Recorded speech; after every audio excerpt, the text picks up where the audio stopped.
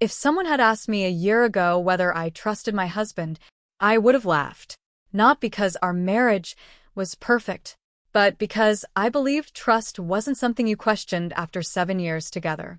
My name is Emily Carter. I'm 34 years old, and until one phone call changed everything.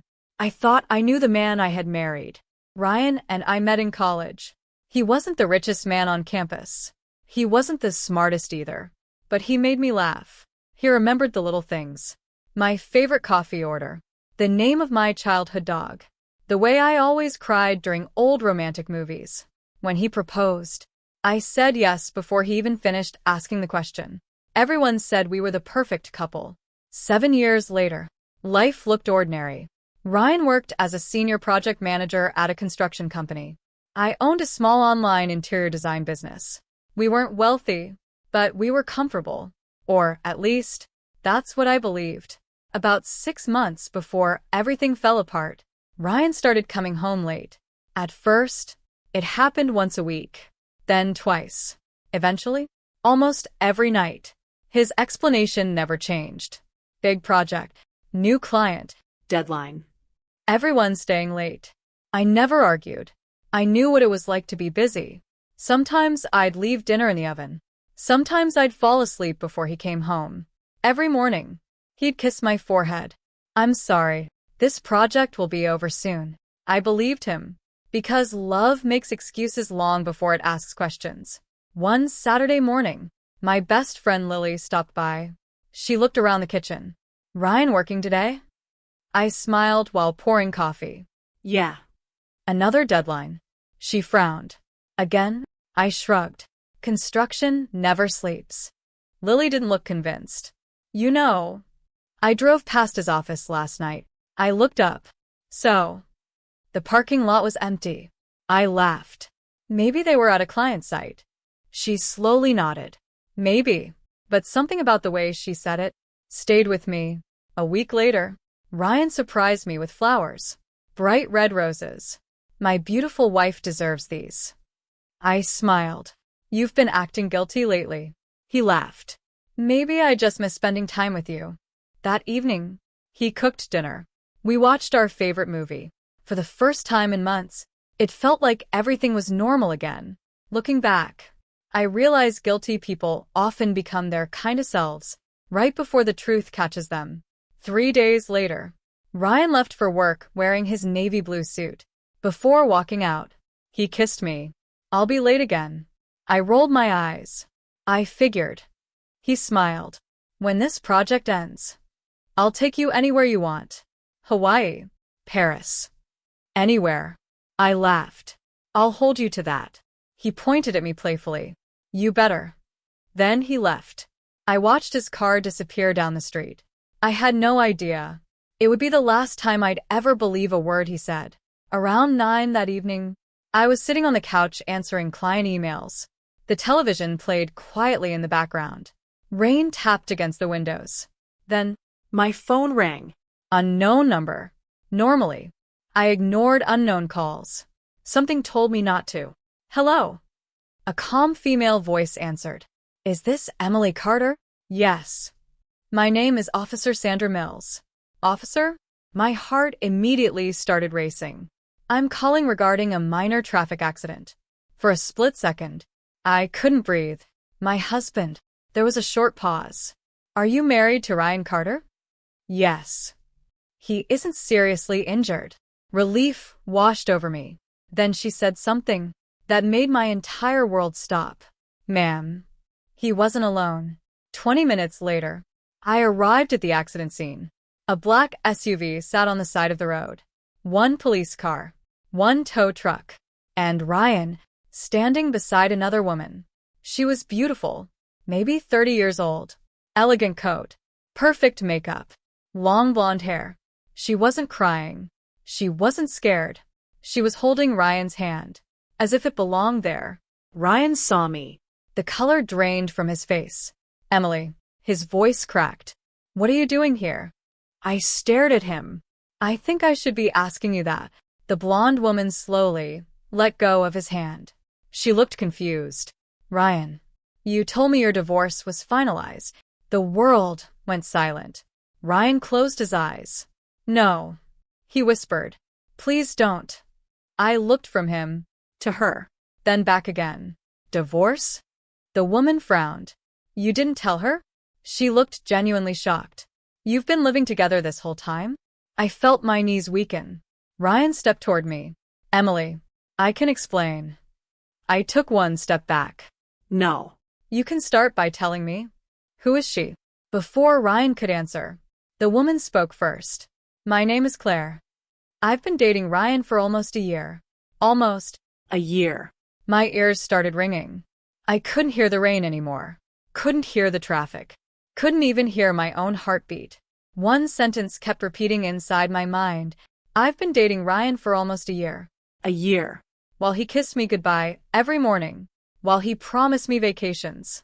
While he blamed late nights on work. Every overtime shift. Every client meeting. Every deadline. Had been another lie. I looked Ryan straight in the eyes. And for the first time since the day we met, I didn't recognize the man standing in front of me. I quietly removed my wedding ring, placed it in his trembling hand, and said only 6 words. Don't come home tonight or ever. Then I turned around, walked back to my car, and drove away without looking back. What I didn't know was that the affair was only the smallest lie Ryan had been hiding. I didn't cry on the drive home, not because I was strong, but because the truth hadn't fully sunk in yet. I kept replaying Claire's words. I've been dating Ryan for almost a year. Every late-night excuse, every canceled anniversary, every forgotten birthday dinner, every lonely evening, none of it had been because of work. He had simply chosen someone else. When I reached home, the silence felt unbearable. Ryan's coffee mug was still on the kitchen counter. His jacket hung by the front door. Our wedding photo smiled back at me from the fireplace. I walked over to it, picked it up. For a long time, I just stared. 2 people smiling at each other. 2 people making promises they believed would last forever. Then I quietly placed the frame face down. I couldn't bear to look at it anymore. An hour later, Ryan came home. He used his key. The moment he stepped inside, he saw 2 suitcases waiting by the front door. His clothes, his shoes, his laptop bag, everything he owned. He looked at me. Emily, please listen. I folded my arms. You have 5 minutes. He took a deep breath. It wasn't supposed to happen. Claire and I cut him off.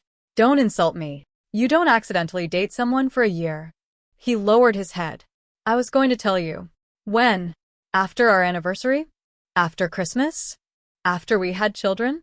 He couldn't answer. Then he said something that hurt even more. I didn't mean to fall in love with her. I laughed. Not because it was funny. Because I couldn't believe what I was hearing. You didn't fall in love. You made a choice. Every single day. He rubbed his face. I never wanted to hurt you. You already did. Ryan looked around the house. I helped pay for this place. I nodded. You did. And your lawyer can discuss that. His eyes widened. Lawyer? I'll file for divorce tomorrow. His face turned pale. Emily, don't do this. I made a mistake. I looked directly into his eyes. No. You made hundreds of them. He quietly picked up his suitcases. Before leaving, he turned back. I'm sorry. I didn't answer. The front door closed. And just like that, 7 years of marriage ended with the sound of a lock clicking shut. The next morning, I called my attorney. Her name was Rebecca Lawson, one of the best divorce lawyers in the city. After listening carefully, she asked me one question. Emily, do you and Ryan share any financial accounts? Yes. Our checking account, our savings, and 2 investment accounts. Rebecca became very serious. I need you to go to the bank today. Immediately. Why? Because if he's been lying for a year, you have no idea what else he may have done. Those words stayed with me. An hour later, I sat across from a bank manager. She pulled up our accounts, then frowned. Mrs. Carter, did you authorize these transfers? What transfers? She turned the computer screen toward me. Over the past 11 months, money had been disappearing. $5,000, $3,000, $7,000, again, And again. and again. Small enough that I never noticed. Large enough to add up. Total transferred. $186,000. My stomach dropped. Where did it go? The manager clicked another page. It appears the money was transferred into a private business account. What business? She hesitated. The account holder is Claire Mitchell. I couldn't believe what I was seeing. Ryan hadn't just been cheating. He had been stealing from me. I immediately called Rebecca. You need to freeze every joint account. She didn't hesitate. I'm already preparing the paperwork. Emily, this isn't just divorce anymore. This could become fraud. That evening, I sat alone in the living room. The house felt colder than ever. My phone buzzed. Ryan. I ignored it. Again, again, again. Finally, a voicemail arrived. Emily, I know how this looks. But Claire has nothing to do with the money. I'll explain everything. Delete. Another message. I still care about you. Delete. Another. Please don't destroy my life. I stared at the screen. For 7 years, I had protected his happiness. Now. He wanted me to protect his lies. 2 days later, Rebecca called. Emily, I found something. What? Ryan recently signed paperwork to guarantee a business loan. So, the collateral. What did he use? There was a long silence. Then she quietly answered, Your house. I froze. Our house. No. Rebecca's voice became firm. The house your grandmother left solely in your name. My heart nearly stopped. He forged your signature. I closed my eyes. The affair had never been the real story. The lies, the stolen money, the forged documents. This was much bigger than a cheating husband. Someone wasn't just trying to leave me. Someone had been planning to take everything I owned. And I had no idea how much deeper the betrayal really went. I stared at Rebecca in complete silence. One sentence kept repeating in my head. He forged your signature. Not only had Ryan betrayed me, he had tried to steal the only thing my grandmother had ever left me. That house wasn't just property. It was my childhood. Every birthday, every Christmas, every memory of my grandparents lived inside those walls. And Ryan had risked losing it without telling me. Rebecca closed the file. Emily, we're going to fight this. But you need to prepare yourself.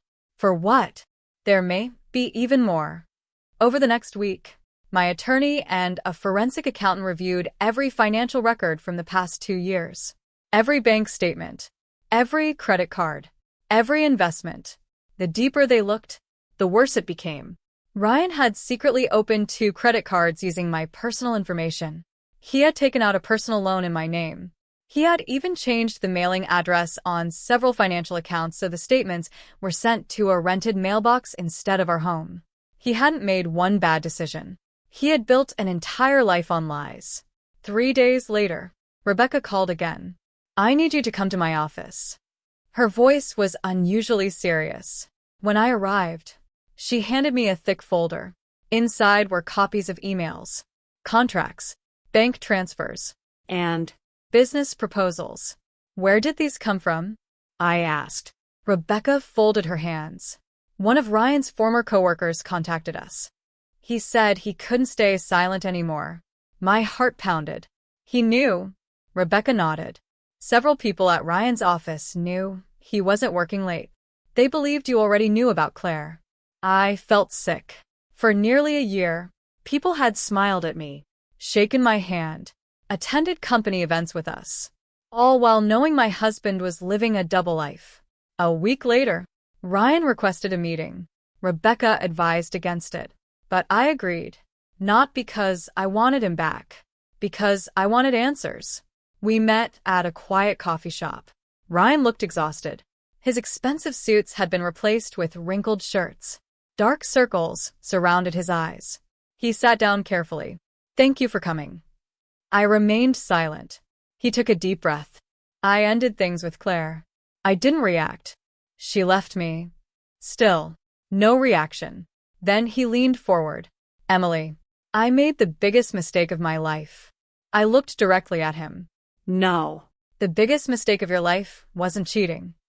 It was believing I'd never find out. Ryan rubbed his forehead. You don't understand. I was under pressure. My business investment failed. I owed people money. So you stole from your wife. I was going to pay everything back. When? He couldn't answer. Again.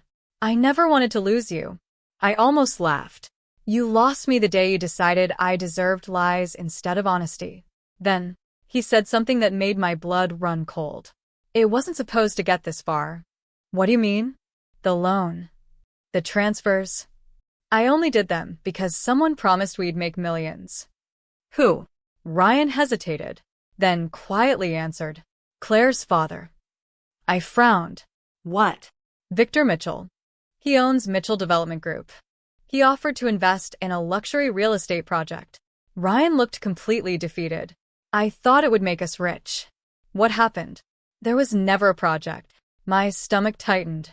Ryan swallowed hard. It was all a scam. Everything suddenly started making sense. The disappearing money. The forged documents. The pressure. Claire hadn't just been Ryan's mistress. She had been part of something much bigger. Whether she knew it or not. Her father had manipulated Ryan from the very beginning. 2 days later, the police's financial crimes unit contacted Rebecca. Victor Mitchell was already under investigation for fraud, money laundering, and investment scams involving dozens of victims. Ryan wasn't the mastermind. He was one of many people who had been used. But that didn't erase what he had done to me. He had still chosen greed. He had still betrayed my trust. He had still stolen from his own wife. That Friday morning, I received an unexpected email. The subject line read, Confidential Evidence. Attached was a short video. No sender. No message. My hands trembled as I pressed play. The footage came from a restaurant security camera. The date. 11 months earlier. Ryan and Claire sat together at a corner table. A few minutes later, Victor Mitchell joined them. The camera had no audio, but one moment was crystal clear. Victor slid a thick envelope across the table. Ryan opened it. His eyes widened. Then, he smiled and reached out to shake Victor's hand. At that exact moment, I knew Ryan hadn't just fallen in love with another woman. He had made a deal, and whatever was inside that envelope, it had been worth destroying our marriage for. I watched the security footage at least 10 times. Every single time, my eyes stopped on the same moment. The envelope. Ryan's smile. The handshake. No one forced him. No one threatened him. He had chosen money over honesty. And that choice had destroyed our marriage. Rebecca immediately forwarded the video to the financial crimes unit. Within 48 hours, detectives confirmed that the restaurant footage was authentic. It had been recorded almost a year earlier. The same week, Ryan secretly transferred the first $5,000 from our joint account. The timing wasn't a coincidence. It was the beginning of everything. A few days later, Detective Michael Harris called me. Mrs. Carter, we'd like you to come in. When I arrived, he spread dozens of files across the conference table. Victor Mitchell has been running fraudulent investment schemes for years. He promised fast returns, luxury developments, international hotel projects, private real estate funds, but none of them actually existed. I nodded. So Ryan invested with him. Detective Harris looked at me. It was more than that. He slid another document toward me. Ryan's signature appeared on every page. He helped Victor recruit investors. My heart stopped. What? He introduced friends, former co-workers, and even members of your own family. I felt sick. Ryan hadn't just become a victim. He had become part of the scam.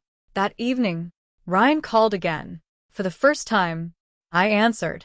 He sounded exhausted. Emily, I know you've seen the video. Yes. I never wanted any of this. I closed my eyes. You keep saying that, but every document I find, every lie I uncover, was another choice you made. He stayed silent. Finally, he whispered, I'll tell you everything. The next afternoon, we met at Rebecca's office. Ryan looked nothing like the confident man I had married. His suit was old. His beard hadn't been shaved. His hands wouldn't stop shaking. Rebecca placed a recorder on the table. "This meeting is being documented." Ryan nodded. "I understand." Then, He began talking. "It started 18 months ago. My construction company was struggling. I was afraid I'd lose my job. One night, a coworker introduced me to Victor Mitchell. He promised investors would double their money within a year. I didn't have enough savings, so I said no." Ryan lowered his head. "Then I met Claire. She knew exactly what to say. She said her father liked ambitious people. She told me I deserved more than an average life." I looked at him. "And you believed her?" He nodded slowly. "She made me feel like I could become successful overnight." Ryan admitted everything. Victor convinced him to move money, then to recruit investors. then, When the fake project started collapsing, Victor ordered Ryan to keep bringing in new victims. Ryan couldn't leave, because by then, he had already committed fraud. Victor had evidence against him. If Ryan went to the police, he'd go to prison too. So instead, he kept lying. To everyone. including me. Rebecca asked quietly, "Why steal from Emily?" Ryan covered his face. "I thought if one investment succeeded, I could replace every dollar before she noticed. But nothing succeeded. I just kept digging a deeper hole." Then, Rebecca showed him something he wasn't expecting. She placed another folder in front of him. Inside were photographs, bank statements, witness statements, and emails. Ryan frowned. "What is this?" Rebecca answered calmly. "Evidence that Claire knew exactly what her father was doing." Ryan immediately shook his head. "No, she didn't know." Rebecca opened an email. Claire had written, "Dad, Ryan transferred another $20,000 today. He still believes the hotel project is real." Ryan's face turned white. Rebecca opened another. "Keep him close.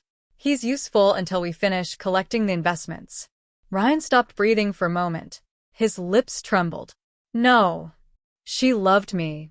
Rebecca quietly replied, No. "She used you." For the first time, I saw genuine heartbreak in Ryan's eyes. Not because he had lost me, but because he realized the woman he destroyed his marriage for had never loved him at all. 2 weeks later, the FBI and local authorities raided Victor Mitchell's offices. News channels covered the arrests all day. Luxury cars were seized. Private bank accounts were frozen. Millions of dollars in fraudulent assets were recovered. Claire was arrested alongside her father. The headlines called it one of the city's largest financial fraud investigations in years. Ryan wasn't arrested that day. Instead, he received a subpoena. He would either cooperate or face the same charges as Victor. He chose to cooperate. And for the first time since this nightmare began, he told the investigators everything. Every meeting, every transfer, every fake investment, every lie. A month later, the divorce hearing finally arrived. Ryan looked at me from across the courtroom. There were no angry words, no dramatic speeches, just silence. The judge reviewed the evidence. The forged signature, the stolen money, the fraudulent loans, the financial abuse. Then she looked at Ryan. "Mr. Carter, you violated your wife's trust in every possible way." The divorce was finalized that morning. The house remained mine. Every fraudulent debt was declared Ryan's responsibility. He left the courthouse with nothing.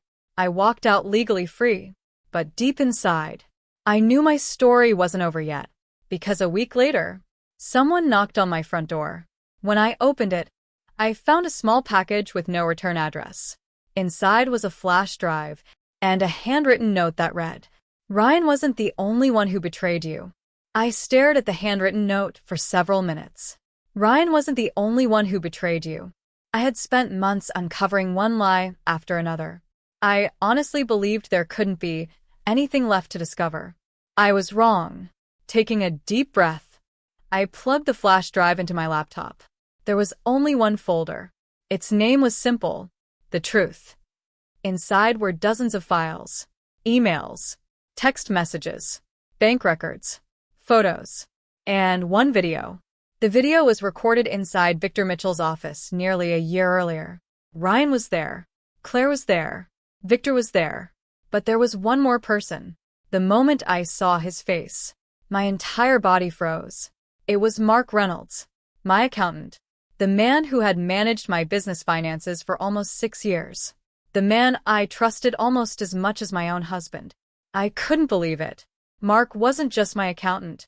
He was also the person who prepared my tax returns, reviewed my company accounts, and had access to nearly every financial document I owned. Suddenly, everything made sense.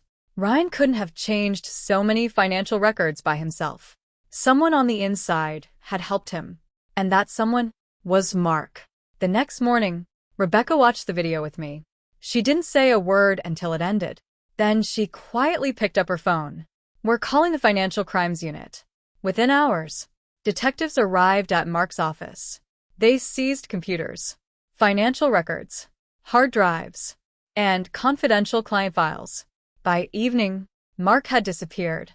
He never came home.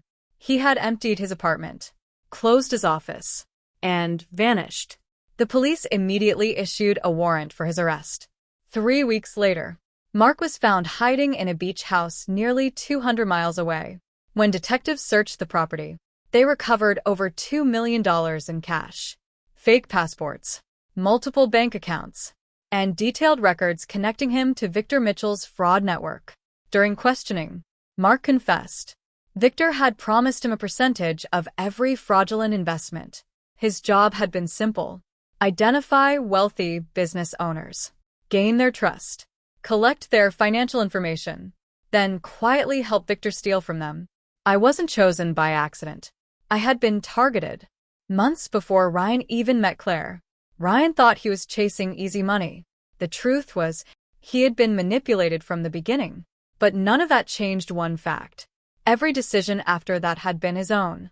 6 months later, the criminal trials finally ended.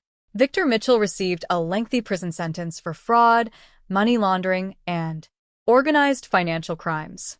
Mark was convicted for conspiracy, identity fraud, and financial theft. Claire accepted a plea agreement after testifying against her father. Ryan also testified. Because of his full cooperation, his sentence was reduced.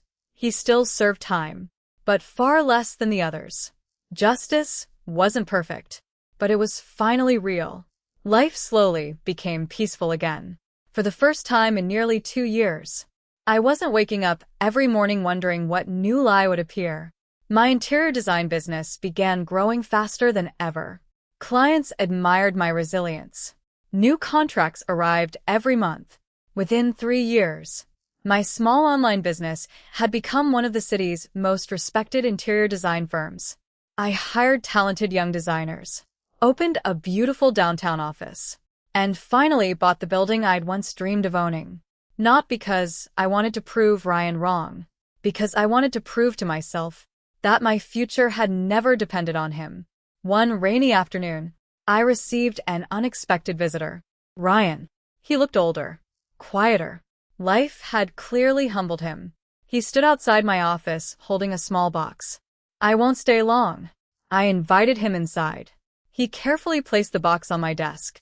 "I found these while cleaning out a storage unit." Inside were old photographs, our wedding album, letters we'd written in college, ticket stubs from our first trip together, pieces of a life that no longer existed. Ryan smiled sadly. "I almost threw them away, but they belonged to both of us." I nodded. "Thank you." He looked around my office. "You built an incredible life." "I know." He hesitated. "I don't expect forgiveness. I don't deserve another chance. I just wanted you to know. I'm sorry for every lie, for every dollar I stole, for every promise I broke." I looked at him quietly. For a long moment, neither of us spoke. Then I finally said, "I forgave you a long time ago." His eyes filled with tears. "But forgiveness doesn't mean I forget, and it doesn't mean I let you back into my life." He slowly nodded. "I understand." He stood up, walked toward the door, then paused. "I'm glad you found happiness." I smiled. "So am I." He left. This time, without asking me to wait, without asking for another chance, without another lie. That evening, I walked through my office after everyone had gone home. The lights of the city filled the windows. I thought about everything that had happened. The late nights, the phone call, the affair, the stolen money, the forged signature, the betrayal. For a long time, I believed Ryan had destroyed my life. But standing there, I realized something. He hadn't destroyed it. He had only ended one chapter. The next chapter, the one I wrote myself, was far better than anything I had ever imagined. Sometimes, the most painful phone call of your life becomes the first step toward the future you were always meant to have. And that was the greatest victory of all.